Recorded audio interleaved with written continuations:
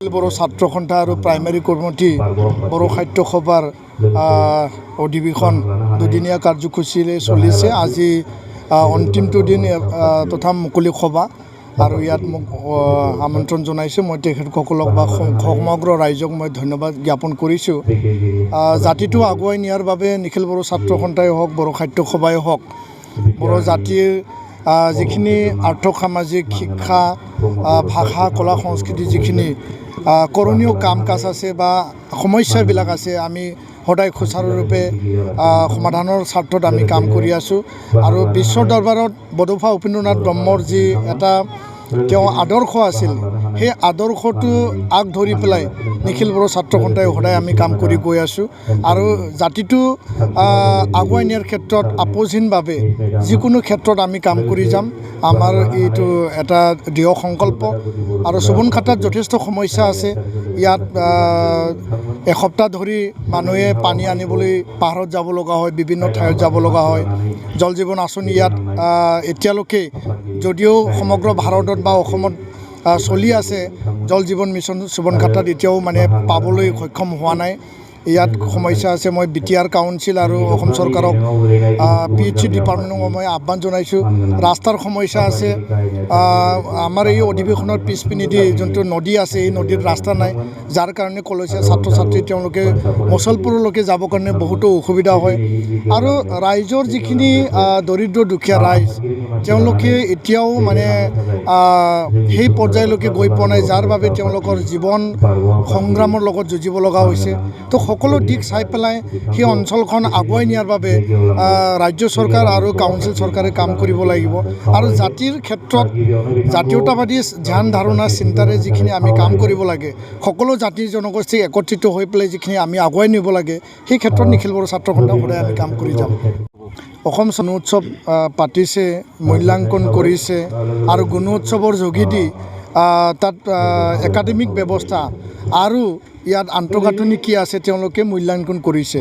তো মই এই কথাকে স্পষ্ট কৈছোঁ যে বড়ো মাধ্যমৰ যিখিনি বিদ্যালয় আছে বা মাতৃভাষা মাধ্যমৰ অসমীয়া মাধ্যমৰ বিদ্যালয় বা আন মাধ্যমৰ বিদ্যালয়, তাত এতিয়াও ছিংগল টিচাৰ এজনীয়া শিক্ষকবিহীন চৰকাৰী বিদ্যালয় চলি আছে। তো আমি চৰকাৰক কৈছোঁ যে টেটৰ যোগেদি যিখিনি তেওঁলোকে নিযুক্তি প্ৰক্ৰিয়া আৰম্ভ কৰিব লাগে, এই কাউন্সিল চৰকাৰে হওক, LP ME হাইস্কুলৰ ক্ষেত্ৰত বা ৰাজ্য চৰকাৰে হওক, সেইখিনি ত্বৰান্বিত কৰিব লাগে। আৰু যিমানবোৰ পদ খালী হৈ আছে, যাতে টেট কোৱালিফাইড কেণ্ডিডেটবিলাকে তাক নিযুক্তি পাব পাৰে আৰু আমি শিক্ষক পাব পাৰোঁ, এই কথাটো ধ্যানত ৰাখি বা নজৰত ৰাখি আমি দাবী জনাই আছোঁ। তৎসত্ত্বেও চৰকাৰৰ তৰফৰ পৰা যিখিনি কৰিব লাগে সেইটো যথেষ্ট লেহেমীয়া হৈ যায়। তো ইয়াৰ কাৰণে বিদ্যালয়ৰ আন্তঃগাঁথনি উন্নত হ'ব লাগিব। ৰাষ্ট্ৰীয় শিক্ষানীতি আধাৰত শিক্ষা দিবলৈ গৈ আছে, আৰু এই ৰাষ্ট্ৰীয় শিক্ষানীতি আধাৰত যদি আমি গুণগত শিক্ষা, ভাল শিক্ষা আৰু আমাৰ ল'ৰা ছোৱালীক যদি আগুৱাই নিব লাগে, আন্তঃগাঁথনি ভাল হ'ব লাগিব, টাইমমতে পাঠ্যপুথি পাব লাগিব, আৰু এই বিদ্যালয়ত শিক্ষক থাকিবই লাগিব। বিনা শিক্ষক কোনো শিক্ষাদান নহয়। আৰু ইয়াৰ কাৰণে চৰকাৰৰ যিখিনি কৰণীয় দায়িত্ব, যিহেতু শিক্ষা মৌলিক অধিকাৰ হয়, এই মৌলিক অধিকাৰৰ পৰা কোনো ল'ৰা ছোৱালী, কোনো গাৰ্জেন, কোনো অঞ্চল যাতে ইয়াৰ পৰা মানে বঞ্চিত নহয়, সেইটো নজৰ ৰাখিব লাগে। আৰু এইটো কথা লৈ আমি চৰকাৰক আহ্বান জনাইছোঁ আৰু দাবী জনাইছোঁ। BTRত যিখিনি গাঁও অন্তৰ্ভুক্তৰ কথা, সেইটো BTR চুক্তিৰ যি দফাত লিপিবদ্ধ আছে সেই হিচাপে হৈছে। আৰু এইটো আগন্তুক পৰ্যায়ত সম্পূৰ্ণ কৰিব লাগিব। আৰু এইটো লৈ যিখিনি বিতৰ্ক ৰাইজৰ মাজত এটা ভুল বুজাবুজি, এটা ৰিউমাৰ প্ৰপাগাণ্ডা, এটা ভুৱা প্ৰচাৰ যি চলিছে, BTR অসমৰে এটা অংগ হয়। অসমৰ অধীনতে কাৰ্বি আংলং ডিমা হাছাও যেনেকুৱা আছে, BTRও এনেকুৱা আছে। ইয়াত মাটি বাৰী আৰু ৰাজনৈতিক অধিকাৰ সকলো জাতি জনগোষ্ঠীৰ আছে। ট্ৰাইবেলৰ যিমান অধিকাৰ আছে, নন ট্ৰাইবেলৰো ইমান অধিকাৰ আছে। ভূমিৰ ক্ষেত্ৰতো হওক বা Bellen block, tribal Bellen block য'ত আছে, তাত প্ৰটেক্টেড ক্লাছ হিচাপে যিসকলে পাব তেওঁলোকে পাব।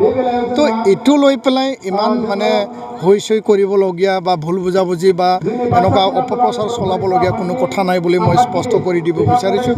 আৰু যিসকলৰ লগত যিসকলে এইটো লৈ পেলাই বুজা নাছিল তেওঁলোকৰ লগত আমাৰ আলোচনা বিলোচনা চলি আছে আগন্তুক দিনত এই ক্ষেত্ৰত সকলোৱে বুজিবলৈ চেষ্টা কৰিব আৰু আমি একেলগে একে জায়গাত আমি বসবাস কৰিম আৰু আগুৱাই যাম এইটো খালি উন্নয়নৰ এটা প্ৰশাসনিক ব্যৱস্থা হয় আৰু সেইটো ইণ্ডিয়া পাকিস্তান নহয় এইটো ইণ্ডিয়া বাংলাদেশ নহয় এইটো অসমৰে ভূমি অসমতে থাকিব বড়ো ছাত্ৰ সন্থাৰ কৰ্মীৰ কোনো অভাৱ নাই যোৱা আজি 56 ইয়াৰ্ছ হ'ল এপছু 56 বছৰ আৰু এই দীঘলীয়া সময়ত নিখিল বড়ো ছাত্ৰ সন্থাত চৰকাৰী বেচৰকাৰী আৰু তাত কোনো মানে স্বাৰ্থ নোহোৱাকৈ ভলুণ্টাৰী ছাৰ্ভিচ দিবলৈ আহিছে সকলোৱে সেৱা আগবঢ়াইছে জাতিৰ স্বাৰ্থত সমাজৰ স্বাৰ্থত তো ইয়াৰ কাৰণে কেতিয়াবা কোনোবা চাকৰি কৰিছে তথাপিও সমাজ সেৱাৰ কাৰণে এপছুত কাম কৰিছে কিন্তু চাকৰি বা শিক্ষকতা বা আন যিখিনি কৰ্মজীৱন আছে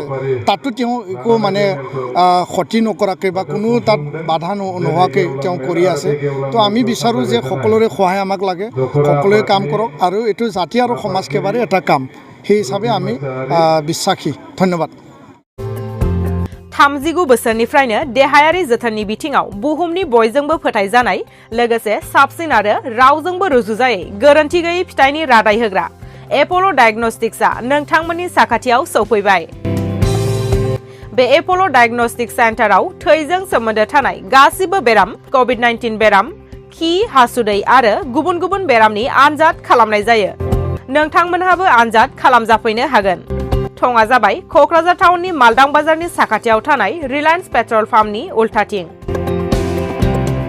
रोखायै मिथिनो थाखाय नोंथांमोनहा 6001517103 नाम्बाराव सुलु लानो हागोन एप'ल' डायग्नोस्टिक सेन्टार क'क्राझार